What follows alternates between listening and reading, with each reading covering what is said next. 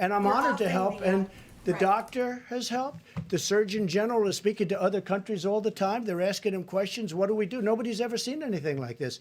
They're calling our people all of the time.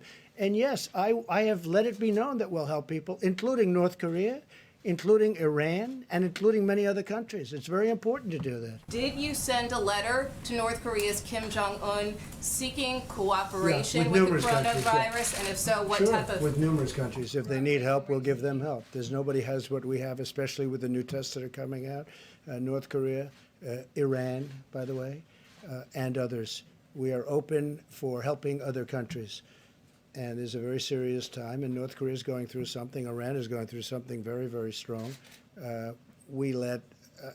is really going through a very difficult period with respect to this, as you know.